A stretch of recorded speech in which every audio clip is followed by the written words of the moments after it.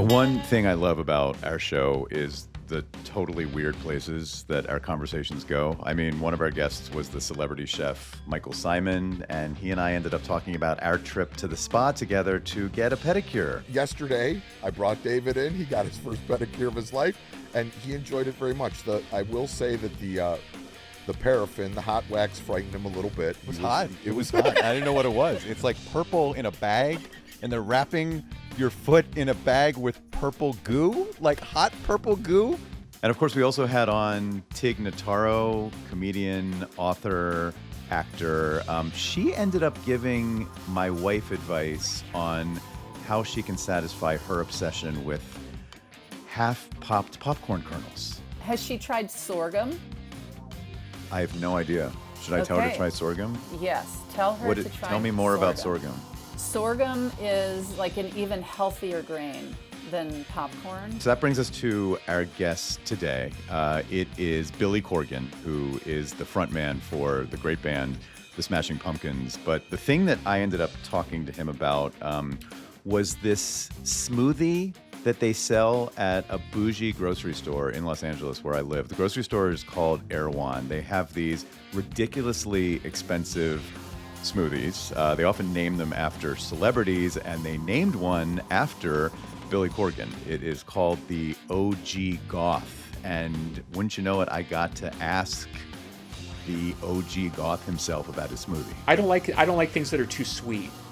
It's like almond butter. What's the? It's kind of got a almond buttery, peanut buttery kind of thing. It's tasty, mealish, proteinish, but very very yummy. Because to me, sorry, we're talking smoothies now. You asked.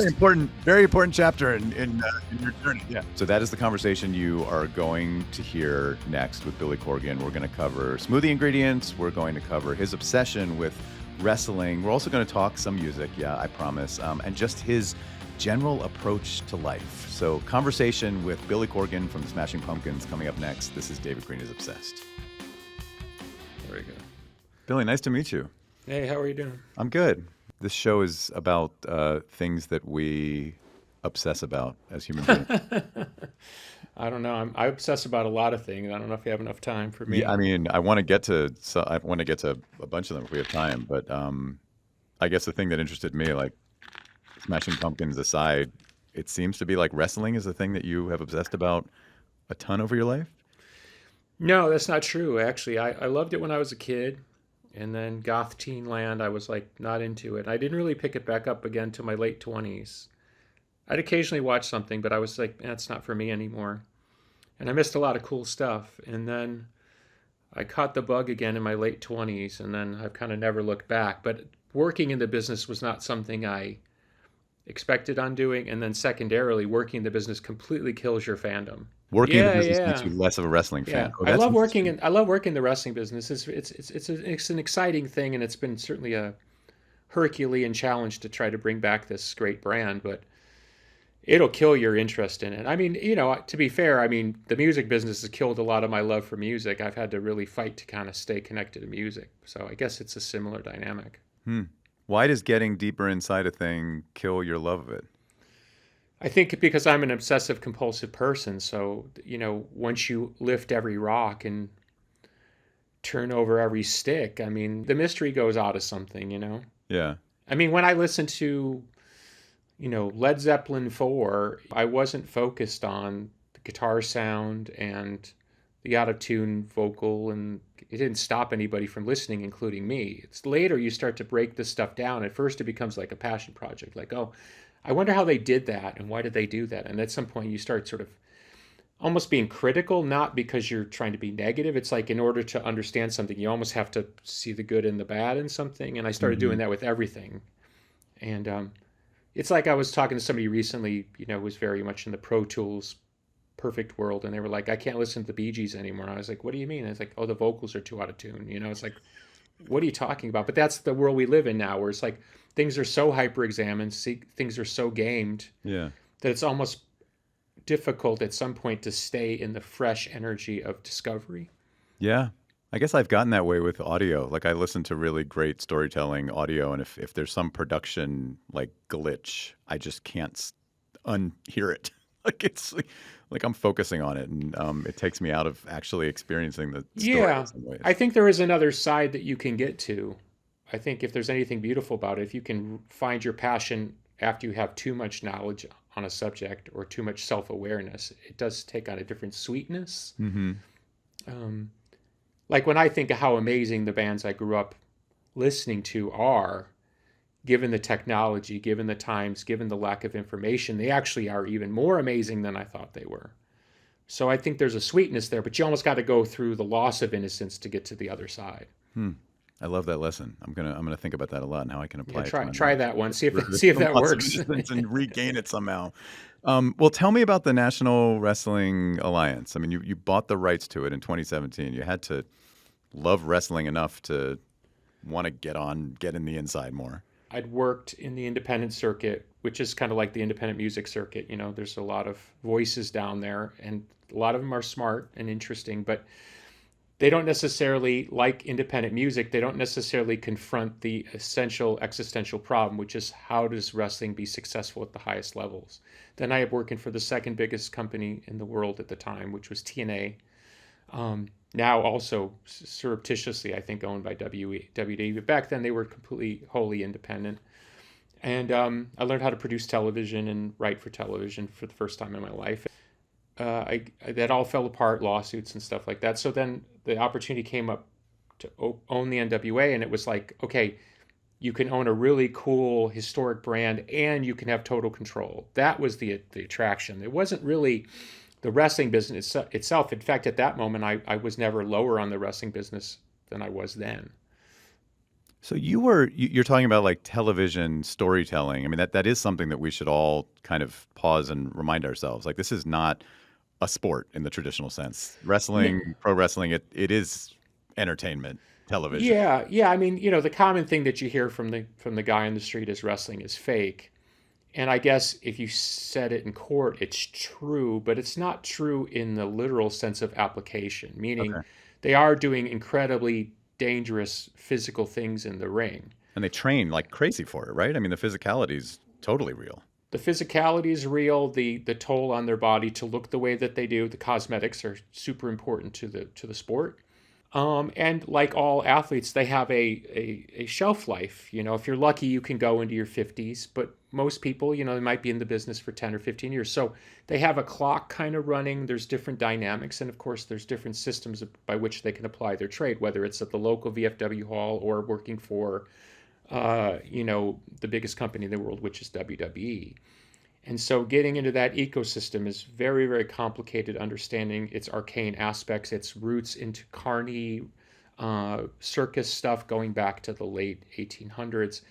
It's a strange, complicated business. And so, yes, to the outside observer, it'd like be watching a Marvel movie and saying, oh, it's not real. Like that's the equivalent reaction that somebody in wrestling has to somebody saying that it's fake. It's like, yeah, so are movies, so are theatrical plays. It's sort of like what you're really asking of yourself. And the physical demand and the psychological demand of professional wrestling is very, very high.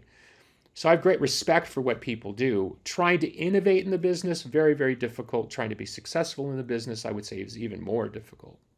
So you were drawn, though, when you got back into this, to the non-wrestling sides of wrestling. It sounds like it was like the idea of controlling this sort of company that brings together entertainment, storytelling, wrestling, the idea of being able to control it wholly, control the storytelling, the business side. I mean, that was more of the obsession, so to speak.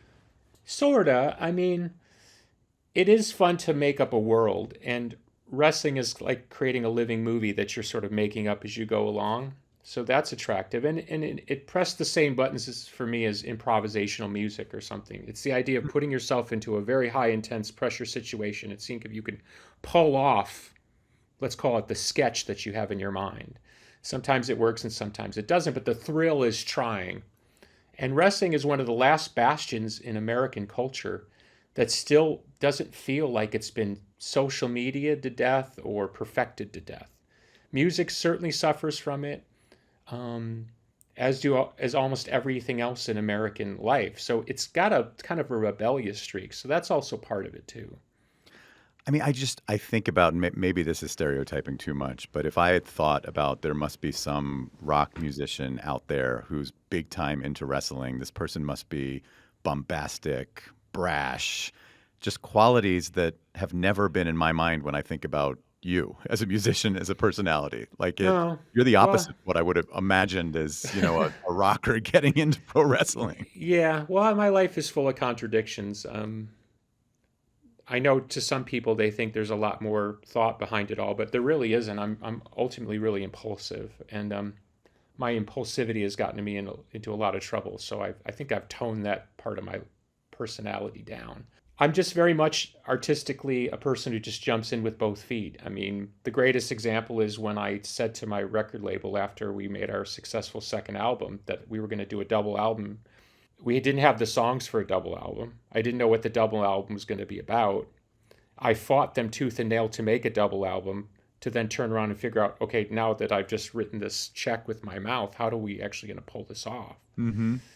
And I spent the next 8 months of my life like in sort of constant turgid turmoil trying to figure out like how to pull this craziness off. And, obviously we did, but it wasn't easy. It wasn't even wise. It certainly wasn't career wise at the time. And in many ways it was a form of kind of suicide, but that's just the way that I am. And I seem to operate best under those types of pressures. I don't know what about my makeup or my life brought me to that, but that seems to be my most successful modality. So wrestling, I guess, is an extension of that sort of that not thinking very clearly, jumping in, and this feels like I'm supposed to be here type of vibe. What gives you the feel of I'm supposed to be here? Say more about that. For me, it's an intuitive faculty. I think you just trust that you're in the right place with the right group of people. Mm-hmm. If you look at my band, there were times where I was like, okay, these are the right people in the right room. And there were other times there was like, these are the wrong people in the wrong room. Get me out of here. Sure. And I've been back in the same room with two of them for now 7 years again. I don't think I could explain to them or you why one day it felt like they were the right people and one day it felt like they were the wrong people. They probably think I'm crazy. But to me, that's an intuitive thing. I think you just say, yeah, this feels right, or no, this doesn't feel right. How did I end up on this island? And I suppose it feels from the outside a bit herky-jerky, and even publicly the way fans respond to different decisions. But I don't know. I'm an all-in person. I don't know how else to describe it. No, And and I again, think what you're saying is so important because I feel like, and it's one of the risks of our show, we could kind of over-analyze why people love things, and a lot of it is just a gut feel. Like, I like it here, and I like the people around me, and I like whatever's going on. It's okay to feel that.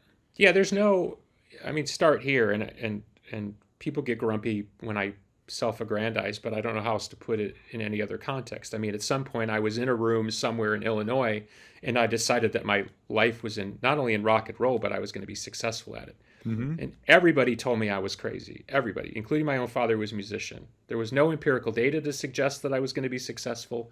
I had no trust fund. I had no connections to the music business, at least the people in LA. By all accounts, I shouldn't have succeeded, but I did. And it was just a felt sense that I needed to keep going and pursuing it. And not only just pursue it, I pursued it in a very unique, specific only to me way in terms of the type of music I pursued, the lyrical themes, everything, including even the way I sang and I produced my records.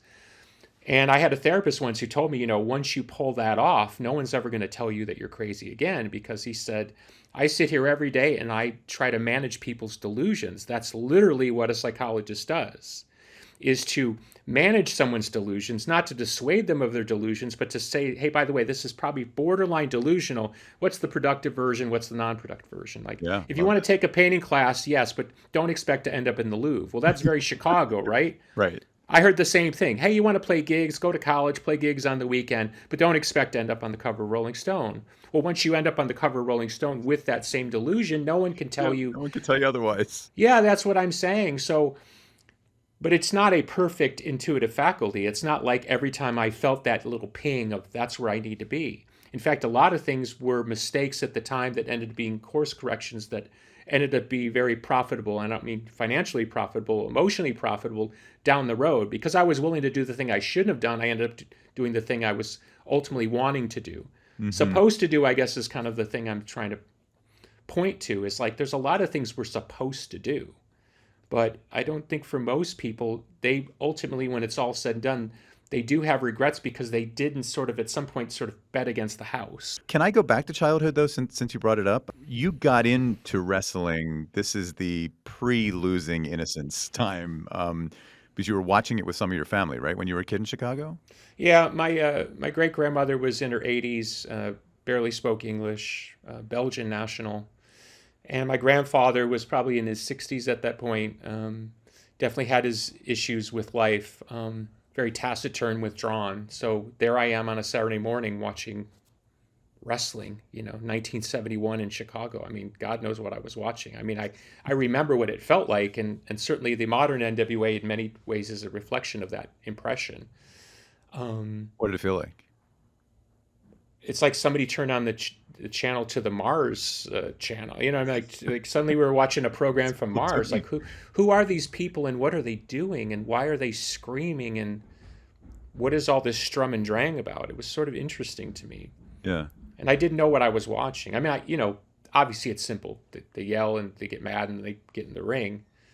But I had no understanding of the Greek kind of tragedy subtext of the whole thing. It was just like interesting to me that there were these incredibly outsized characters that seemed to be from another planet. I think wrestling appeals to like the basest part of my nature. It's like if I have a base level creativity, that's where wrestling lives. And music, I guess, would live on the higher level of creativity. That might sound weird to people, but I think it's fun to like do dumb stuff. Yeah. And wrestling, when it's great, is dumb and fun at the same time. It's not supposed to be, Greek. It's not supposed to be Shakespeare. Let's put it that way. So it's the opposite end of a spectrum on creativity compared to your music. I mean, say more about that. What is the high level that you put into your songwriting and kind of your music career that is the opposite of the kind of base level stuff that wrestling gives you? I think music for me in its highest achievement is finding your highest voice, your highest level of melodic and technical capability, and exhausting it completely and seeing if somehow that translates. Wrestling is really more like a communal vibe. It's community theater. It's like, can you appeal to everybody in the room? When I do music, I'm not worried about appealing to everybody in the room. And in fact, I assume most people won't like what I do. And that's been historically and traditionally correct. Well, speaking of more of the base level creativity, tell me about NWA Power. Is it Power with all the R's? How do I say it? Just Power. Just Power. You could say it that way. It's just a little fun. It's just having fun with the thing. Yeah. So it's on Roku now, right? Roku, most people know as a portal to other things. So Roku eventually figured out that they could create their own channel. So you go into the Roku portal, but you want to go to the Roku channel, and we're actually on Roku Sports Channel. They're building it up. It's a recent thing. So it's cool on there. They've been great. It's definitely our biggest look so far since I've owned the company. And for the uninitiated, what are people going to experience if they jump on Roku and they're watching NWA Power? It's an hour-long program, usually about 4 matches a show, and it has all the traditional things, people getting mad at each other and talking junk about each other, and just really, really high-quality professional wrestling. I think that's what we do really, really well at this point. What we lack in, let's call it production, blow the rest of my fortune on wrestling, we make up for in really, really high quality efficiency in the ring. It's hard to explain. It's like having a very, very high level of in-ring product and emphasizing that as a sort of qualitative statement. It would be similar to an indie band saying, look, we can't afford $1 million record, but we can afford $1 million songs. And that's kind of our that's what we get by on, and that's how we've rebuilt the brand. Have you wrestled yourself a lot? No, have no interest. You've never done it. You've been a fan, but have never done it yourself. No, I've been in the ring a few times, and I've done a couple physical things, but no, I have no interest. Okay, I'm really honestly more interested in the creativity of it all and the art of it all. You have just been honored by the International Pro Wrestling Hall of Fame for your contribution to the sport. Yeah. What did that mean to you? Well, wrestling is a very much a closed society, and most of the people who gain traction in it either come from known families or have put 20 years in the ring in themselves, and then they make a name for themselves. Coming in as an interloper, i.e. a allegedly famous person, really didn't buy me much. It bought people trying to use me and my money to get, for their own gain, but that's probably pretty obvious, right? Building a reputation on my own name in wrestling that's totally distinct from the music thing has been a 10, 12-year journey. And it's not over. I'm still here. So it feels good because I've probably over the last 7 years, 8 years, probably hired 500, 600 different wrestlers to perform in an NWA ring. So there's pride in, I've brought the business back. I create employment opportunities. Some people that have worked for me have gone on to bigger and better things. And I don't throw shade on that. That's my facility in the business at this point. If I can continue to grow, well, at some point we would be competitive at the top level. But at this point, we make our name on rep. And so it's part of building that rep. And so that's honorable to me. In the Albany Times-Union, they did a story recently, and this made me curious the way they started it. Billy Corgan has his feet firmly planted in two worlds. In one, he's an alt-rock icon as lead singer and primary songwriter of Smashing Pumpkins. In the other, he's the owner and promoter of the professional wrestling organization National Wrestling Alliance. Despite his efforts and high-profile status as an artist and personality, however, he's found that the two worlds rarely intersect. Like, what efforts are you making for them to intersect, and where is that not happening? Good question. I mean, this is where you can misread, let's call it, fans that you have. I'm the type of fan that I'm interested in whatever the people I'm a fan of are doing. I'll at least give it like a poke around. A lot of my fans, when I announced my entree into professional wrestling, not only weren't interested, they were against it. They were like, "Don't do this, Billy." Oh yeah, why don't you spend more time writing a good song? That was one of my favorite comments. I saw that pretty routinely. Huh. When I got into professional wrestling, I guess it would have been about 12, 13 years ago, it was kind of not the best period for my life publicly, musically. I was kind of on the rebound, but maybe they wouldn't have seen that. So it seemed like if he could just get his act together musically and, oh, wait, now he's going to do wrestling? Like, what the hell? Was kind of, that was the vibe. I think the most fair comment I've seen from fans through the years is, it's not for me, but I hope you have success in it. And I think I've kind of rounded around to, okay, that's nice. At least if people kind of think good thoughts, I'll take that. It does strike me as odd that if you're a fan of somebody's musical life, and there are people who have been with me for 30 years, it strikes me as odd that not once could they sit down and watch a 1-hour program and decide whether or not. It's kind of like they owe it to you. It's like they've loved your music for 3 decades. Like, why not? They definitely don't owe it to me. No, they definitely don't. But I'm saying I think that's kind of odd. I'm the type of person who at this point would have been like, okay, I got to check what is he doing? You know what I mean? Yeah. Just the curiosity of it all. I think the most, I've seen this through the years. I finally checked it out. It's really, really good. I can see why you're in it. It's not for me, but I wish you well in it. That's like perfect. That's what you're going for. I think that's like, wow, thank you. Like that feels right to me. Like, I know it's important to you. I gave it a chance. Not for me, but I think it's cool what you're doing. That's the right vibe. Yeah. And so over the time, that vibe has taken over the other vibe, and that's the general vibe in the fan community. But I've given up on thinking that because I have, I don't know how many people listened to us on Spotify last year, but if like 0.001% would give a fuck about the NWA, I'd been at a much different point in my life, but it just doesn't work that way.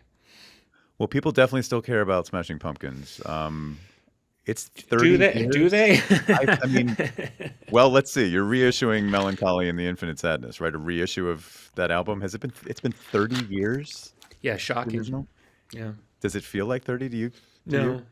It feels more like 20. I know that may not be a big distinction, but 10 years is a lot of time. Yeah, decades of difference. Why does it feel like 20 and not 30? I think it's because it's been busy. I mean, that album obviously blew the doors open to a musical life, and I've never looked back. I mean, I've worked consistently since then. And, a lot of the music that I worked on hasn't come out yet, from different periods. And then there were aborted things and cluster messy things that happened. So, but I've worked continuously, and then I've taken on other things, starting a family. Now I have 3 kids, have a tea house. My wife has a fashion brand. I'm now doing podcasting. And then of course the NWA. So I'm just as busy as I've always been musically, but I've tacked all this other stuff on. Aren't you supposed to be like toning things down as you get later in life and not No, ramping up? Like what's I'm driving not there you? yet. No, I'm not you there don't, yet. I mean, I don't be, but it's amazing that you're just trying to add all this stuff. Yeah, I mean, if you don't mind the slight diversion, Not at all. and maybe it's easiest to put in the wrestling context, but I found that I had to do other things non-music Mm-hmm. to balance out my love-hate thing with music. And by getting some more life balance, I found my love of music came back like full force. Mm. And that's been about now 10 years of like, okay, I'm in it to win it again. And I can look back now with some empathy that there were hard years in there, somewhere in the 2000s where I was like, it was hard for me to put 100% of myself into music because I was just going to die. I couldn't survive it emotionally, and I couldn't survive the kickback. Knowing I was making music at that time that not only was not working, whatever that means, but also was going to be wholly rejected, not by the outside world, which doesn't surprise me, but like by people who were telling me that they didn't jump off a roof because of one of my albums, but they couldn't be bothered to listen to whatever I was doing, or everything I put out was the worst thing ever. And even the other day, I was looking for something because we're putting together a Zwan reissue, which was the band Jimmy and I had from 2001 to 2003. Yeah. And I was clicking around the internet looking for a song that I didn't recognize, but a fan said we had played it. And somehow I came across a Reddit post. I didn't read the postings, but I just saw the headline and it said, "This is the last great song you wrote." And it was a song from like 2004. You know what I mean? I'm just like, oh my God, this is so crazy. Like, I haven't written one good song. And it's just that world, that swirling world of negativity, trying to navigate that and stay focused. So if music comes from within, if the passion comes from within, that's easy. And so I've been lucky that I've been able to find it again with music. What is the love-hate when you use that phrase to describe your relationship with music? Well, I think I should be clear. It's the music business, Mm-hmm. and as a big executive once told me, with an English accent, by the way, it's called the music business for a reason, Billy. That was the quote. It's called the music business for a reason, Billy. Yeah. What do you take from that? Well, I mean, I'm in business now myself. I mean, I run a label, and I do deal with outside personalities, and at some point, it's about economics. It's about other things than whether or not your artistic boxes get checked, or the artist feels that you're doing everything you can do when you probably have about 40 concerns that you're trying to balance. Mm-hmm. When you're an artist in the throes of your 20-something passion, you can't understand why the record label, which by the way you're making millions and millions of dollars for, is not doing everything in their power to make it work. So you have the beginning story, which is no one cares about me, which every artist goes through. Then you have the, wow, they care about me, but wait, they're taking advantage of me. Most artists that are successful go through that. Then you have the, hey, I'm actually getting this done. Can we all work on the same team? And then you realize the frailty of the human ego, including your own. And then, of course, there's the inevitable point where it all just sort of slows down or stops. And then you find out who your friends are. Hmm. And then, I had my band turn against me. I mean, I had managers turn against me. I've been in massive lawsuits. I mean, you go through all those behind the music things that can break your heart. I mean, as I've said many times, James E. Howe, the Pumpkins, and I didn't talk, I think, for about 17 years. And we were really, really close in the early days of the band. So to go from you're really, really close, you start a successful band, you're in a successful band, the band breaks up after a great run of success, and then you don't talk for 17 years. I mean, that's pretty intense. That's a lot of who am I, who are you, who were we? And now being back in the band together for the last 7 years, you get back into like, well, what was that? What was the other thing? Now it's like, are we on chapter 3 or book 3 or Star Wars 3 or where are we at? I talked to somebody recently and they were like, how many people have floated in and out of your life in the last 30 years? That's a tough question to answer. Okay. I would say, and I didn't sit down with a piece of paper, but I would say if you took people that were, let's call it in a form of intimate circle, like they had your telephone number and you were in business with them, or you in some form of friendship or personal relationship with them. Okay. I'm Like counting in my head what's in my own life. not the closest circle like your mom and Right. your dad, but like let's call it the outer circle, and maybe even one more circle outside of that. I would say in those 30 years, there's probably been 400 people that have come and gone. Hmm. And if you want to blame me for it all, that's totally cool. Maybe it was all my fault. But that's a lot of people to come in and out. Yeah, and be gone. That you had dinners with and birthdays with and were there when their mom died, or they were there for you when your mom died, and then you wake up one day and go like, wow, what happened to Bob? Like Bob's long gone, And How do you sometimes you're in reflect on that number? What's that? How do you reflect on that number and that reality that you're? Well, there's two different ways. I think the kindest way is that it's a cruel business and it's a law of attraction thing. And when you're hot and you're making a lot of money and you're getting a lot of energy around you, and again, remember we were pre-internet mostly, so when you generated that kind of energy, I mean, it felt pretty organic because it was. I mean, when you walk through the mall, you felt it. It wasn't like somebody looked at their. Now, when I'm in the mall, I see people look at their phone and then look at me, like, you know what I mean? Is that You were either you. Now, the point is, you were either recognized in the mall or you weren't. right? There was no research to be done in the moment. There's no like, is that him? And then, Double that check kind of. Google. We can Yeah, Google yeah, that. yeah. So that's the kindest version. I think that the negative version is just it's impossible to form and sustain real relationships when the center of the relationship is something that neither the artist can define or the people around he or she can define. Why can't that be defined? I don't think it's any different than why can Shohei Ohtani, hit 3 home runs in one game and strike out 4 times in the next. Touche. Yeah. You know what I'm saying? Yeah. Even if somebody gave me a magic formula and said, look, you can recreate your 1993 or 1995 success by doing X, Y, and Z, I would do it, but it doesn't work. It's like there's no magic formula. And when you do it, no one tells you how to do it. And when you do it, you think you know what it is. And then one day it stops. And I don't know. I mean, at one point, I think we had 11 charting singles in a row. I mean, everyone was, and the songs were very different. It wasn't like one formula. There was electronic music, there was acoustic music. Yeah, you guys We varied a lot. It was amazing. Yeah, we were just on an unholy roll, and then one day it just stopped. Just stopped. I don't know. I mean, so I can appreciate that from a business perspective. Like, hey, you got the thing they want. We're more than happy to whore you out. And if you're willing to whore yourself out with us, great, even better. And then one day it stops and you look around and go, well, I need another chance. And at some point they just go, you're out of chances. I mean, where are you now? You guys just did a big Asia tour. Like, what's your mindset right now at this moment in kind of the Smashing Pumpkins journey? Well, there's no plans for the band to record, so that's where I'm focused. We've come off every long run with a plan to go into some other recording cycle. So this is the first time I think in 7-8 years where there's no plan. So that feels a bit strange to me. But in terms of that, or do you want to come up with a plan and start recording again? Well, you're not going to stop me, you know what I mean? So let's put it that way. I'm going to work with or without anybody. So that's a given. But if you look at the band from an outside perspective, the band's as hot or popular or whatever kind of catchy term you want to use as it's been since like late 90s, 2000. I mean, and the thing I would point to, and this is obviously anecdotal because I'm using my eyes, but I would say every show that we've played over the last year, and you could go back even further, but certainly the last year, and we did a full Europe run, and I also I did my own run solo in America. I did about 16 shows. And then we did Asia, 7 shows in Japan, Singapore, and then we did 2 shows in the Middle East. Every show was at least, I would say 60%, 25 and under. That's amazing. Amazing. Must feel good.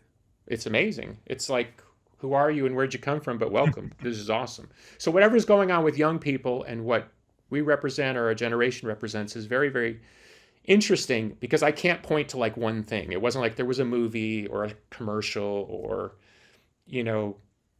I don't know. There wasn't the one thing, but there they are. Suddenly, there's a really young audience standing in front of us, and we're sort of like, okay, this is great. Do you have any Yeah, cultural observation about that age group that might explain it at all, or are you just sort of like, I'm just gonna enjoy this, whatever's I going have, I on? have, I have my guess if you want to hear it. Yeah, I do. Um, my guess is that that generation in particular has only known the plasticine world of pop. Uh, Auto-tune vocals, gridded drums, and the only time they can get anything else is from before. Yeah. So if they're attracted to The Cure or Led Zeppelin or Nirvana or Pearl Jam, or like, at least they're listening to some point where high achievement met organic, heartfelt representation. That's my best guess. And we're still young enough and playing at a high level enough and viscerally enough that it's sort of like, well, there it is. They don't even have to do the math like, oh, I can imagine what it used to be like. It's like, there it is. It's still present. Yeah. And I think you see Deftones, Foo Fighters, Green Day, Nine Inch Nails. There's a lot of artists of the Gen X times that are out there playing very youthful, rock-infused shows with no compromise. Production, musically, aesthetically, vibe, attitudinally, if that's even a word. And so if you're 20 years old, it's like, there it is. Yeah. You don't have to, it's not on YouTube. Like, there it is. It's right in front of you. And I think there's something really holographically compelling about that. Now, that's my guess. I think you nailed it to me. I guess I wonder that there's something full circle about going back to what you started describing. We were talking about wrestling, actually, that you go through this love of something and then a loss of innocence and then reclaim the love in some pure way. Am I wrong in thinking that your musical journey kind of has followed that course too? I don't know if this is an answer, but I mean, I've always tried to document wherever I am. So if I'm up, I document up, and if I'm bummed, I document bummed. I don't try to performatively be something I'm not. Now, I've used artifice to create the contrivance by which I can present myself as honestly as possible if I don't feel me as I am. Because a lot of people still to this day have issues with the way that I just naturally am. But the earnest messaging has always been to try to most closely represent what I feel. So if I'm losing musically too. I'm not trying to create bummy music. I'm just being honest, I guess. Where are you now in your life that's being reflected in kind of the music that you're creating? Honestly don't know. That's kind of where I'm at right now. I'm trying to figure that out. Figure that out going forward. Yeah, I mean, I have 3 kids under 10, right? So 9, 7, and a baby. So that's part of it. You like being a dad? Oh, it's amazing. It's the best. It's the best thing. I don't know if I'm really good at it, but I'm trying. You know, I told my kids the other day, yesterday, they were driving me batty, and I just said, you know, I'm a human being. Like I'm not super dad here. I'm just a guy. You know, I'm just trying my best. You know. And were they patient then? No, they don't care, and that's fine. They shouldn't. I'm okay with them expecting the best for me. I don't have any issues with that. But I'm also okay with being honest with them. Yeah. Yeah, I'm definitely, sorry, philosophical, but I'm a firm believer in this idea that you don't want to be your kid's friend. You want to be their parent.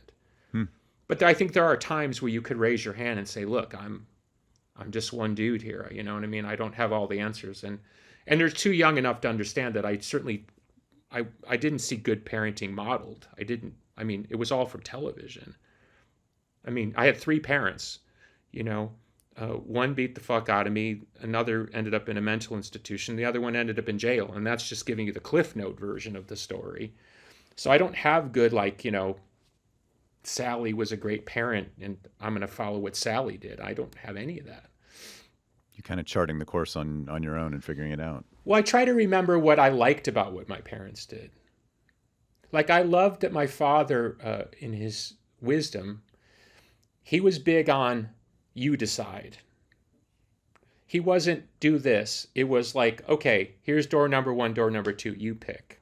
And here's the consequences for both. He always put it back on me, behavior. So I think I learned at a young age that if I was willing to think it through, I had more freedom and latitude in how things rolled.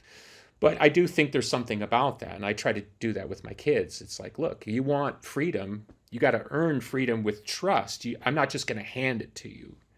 But we're talking about kids under 10, you know. Yeah. Wait till they turn 14, and we'll see how good I am at call this you game. Yeah, exactly. Well, our show is called David Green is Obsessed, and I always wrap up by turning and saying Billy Corgan is obsessed, and explore just a couple of other obsessions, like Sure, in yeah. a lightning round. I do want to start with smoothies, though, because Okay. you have a new smoothie line named after you at Erewhon, which is for the uninitiated, and you should all consider yourself lucky, because I am obsessed with Erewhon, and I'm embarrassed to say that. I live in Los Angeles, and I go there way too often, and my wife tries to get me to stay away from there, because you can very quickly get sucked into these wonderful new products, including the OG Goth smoothie Yeah. from Billy Corgan. Were you involved in the development of said smoothie?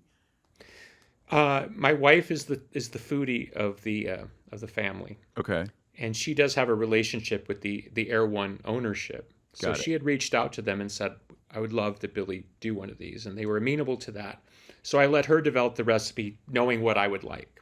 Okay. So until I actually did the commercial for them, I had never tried the smoothie, but it was exactly what I would have done. So Your wife was right. She nailed it. She's really that person. So What do you like about the smoothie? Like, what are the ingredients that? I don't like things that are too sweet. It's like almond butter. What's the? It's kind of got a almond buttery, peanut buttery kind of thing. It's tasty, mealish, proteinish, but very very yummy. Because to me, sorry, we're talking smoothies now. You asked. Very important chapter. You asked. You said you were obsessed. I did. You know, I think when you take a sip of a really sweet drink, it might be attractive like the first 5 sips, but then it starts to wear on me personally. So I like something that's like, it doesn't overdo it. You know what I mean? It's a little understated, so it sort of works for the whole drink. And they did an awesome job of like creating the colors too. Yeah. I saw a lot of people commenting on the color, which for foodies, I'm not a foodie, but like color's a big deal for foodies too. Do you feel like the OG goth? Well, you know, I was a goth starting in '85 when I was 18. And goth, in terms of popular culture, I know it went back further in UK culture, but as far as American culture, I think it had only been around for a few years. So I was pretty early on the train. You were before it was cool. I'm going to say that I was long before it was cool. I mean, nothing makes me laugh now to see all these kids being goth, you know? Yeah. Yeah, so I guess you call me OG. I mean, I'm not pure OG, but I'm in the early classes. And I love the price. The OG Goth Billy Corgan smoothie costs $19.79. Obviously, it's in. No, I had nothing. I had nothing to do with that, but I did think it was funny. Yeah, it's pretty good. All right, what's one more non-music obsession that you've not told many people in your network about, but you're going to share with us right here, right now? Well, let's see. I can do a quick poke around. I collect records. I'm sure that's not a big surprise. I collect books. That's probably not a big surprise. I collect wrestling memorabilia going back to the 1920s. That's not a big surprise. I did have a period where I was collecting salt shakers. That's probably Salt shakers. Yeah. What yeah. got you? Just like the design of salt shakers seems. I like. I'm not trying to make anyone mad at me, so I'm going to start by saying that. This is my disqualifier. I didn't grow up with a lot of money. So when I made money, I kind of didn't know how to spend it. So I fell in the obvious trap, which is like, oh, if I spend a lot of money, I will get X, whatever I thought I was going to get. Eventually, I figured out that buying something for $20 that I was really interested in was just as good as buying a Ferrari. I know that sounds strange, but I literally got the same dopamine hit. So what I started doing is I allowed myself to buy lots of cool little things. So my house is full of lots of cool little things. And I found salt shakers, historic salt shakers, going back to the early 1900s. There's lots of cool. I think it's not as big a thing as it used to be, but there was times in American culture where you could almost tell the way the world was rolling by the salt shakers that were being sold at the time. So I probably have 300 salt shakers, And we're talking ornate salt shakers, not like, Mickey Mouse salt No, shakers. no, we're talking about really cool Art Deco ones from the 1920s down to, the tourist tchotchke one of a girl riding on an alligator. And the girl is the salt and the alligator's the pepper. So, I love that. and then ancillary related to that, and for the uninitiated, there was a period after the war, World War II, where in order to get the Japanese economy back up and running, America started importing a lot of porcelain from Japan, and they were marked Occupied Japan, which told the American public it's okay to buy. Yes, it's from Japan, but it's Occupied Japan, meaning U.S. forces. Right. And this was one of the things that they propped up the Japanese economy with, was all these cool kind of tchotchkes from Japan. So Occupied Japan figurines are kind of cool. So imagine a kind of anime version of a baseball player in the 1950s. That's kind of gives you the visual. So I kind of collected that stuff for a while too. I love these obsessions. My wife is against it. I will tell you honestly. She's like, "Can we get rid of all this stuff?" No, I mean, go in storage somewhere safely, but yeah. Yeah, but in storage, just not the same. I mean, maybe it's a guy thing, but I just want to show off my stuff. I don't know what that is. It's whatever it is, I like it, and I'm with you. My recent thing is I've been collecting vintage movie posters. Oh, nice. Is there one that you love that you found recently? I recently bought. They did an estate sale of the Cecil B. DeMille estate. I guess it must have still been in the family all these years because he didn't pass away for many years. And I bought from his private collection a silent film that he had done that starred an opera star. And he had the vision, as crazy as it sounds, to cast an opera star who was super popular. Opera stars, of course, at the time were like the rock stars of today. Yeah. He cast, I think her name was Miss Farrar, Geraldine Farrar seems to be the name that strikes my mind. Anyway, he cast her in a silent movie. And people were like, "Are you kidding? Why would you cast an opera star in a silent movie?" But it was very successful. That's amazing. So it's an interesting piece of movie history, this kind of chance that he took. So What's it's a the picture beautiful, look like? it's a beautiful, big, large scale litho printed poster of her for whatever the movie was. It might have been Salome or Camille or one of those famous opera. He basically cast her in the dramatic opera that you can't hear her singing, that she sings in. I don't know. It's as only it can be in movies. It makes no sense, but it was successful. That's amazing. I love everything that you collect seems to have some sort of But like here's- interesting cultural detail from a certain moment, a time and place. See, that's one of those things. When in the '90s, I almost bought the Cowardly Lion costume that was available for sale. From Wizard of Oz? Yeah, at the time it went for $250, and I think now it's probably worth between $2 and $4 million. Jeez. The shoes just went for $33 million. Wow. And the witch hat just went for, I think, $2.5 to $3 million.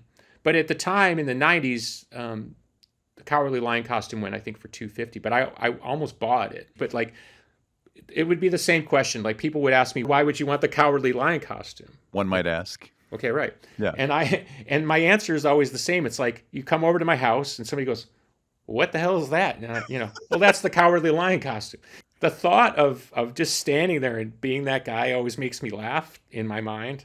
Yeah. Like, what's that? Oh, you ever see, that movie? So yeah, but now you can see the prices on these things have really gone crazy. So Well, if I ever come to your house, I know how to endear myself to you. Look for something and be like, "What the hell is that, Billy? Well, Where'd you okay. get it? Why do you have it?" I'll leave you on this. I actually have the oldest recognized women's wrestling belt in the world. Oldest recognized women's wrestling belt in the world. Okay. There were a few ones that went before it, but the first world title recognized, and there was just a movie about Mildred Burke that came out recently. She was the original women's champion, and when she became the women's champion in 1937, somewhere around there, women could not wrestle in most states in America. It was illegal. Huh. She was the one who broke that barrier down and open it up where women could go earn a living on the road in all 50 states. So I have that belt, and I bought it from the family. And there's so much more meaning even beyond wrestling in terms of the statement. So if you come to my house, you could say, "What's that?" and I can tell you the story I just Well, now I know, but I'm ready to come to your house and take a look at that wrestling belt. That sounds very cool. Billy, this has been a real pleasure. I really Okay, thank you. appreciate it. Yeah, Thank you, Dave. so much. It's great to meet you, and yeah, can't wait to keep following where your journey goes. Okay, awesome. Thank you.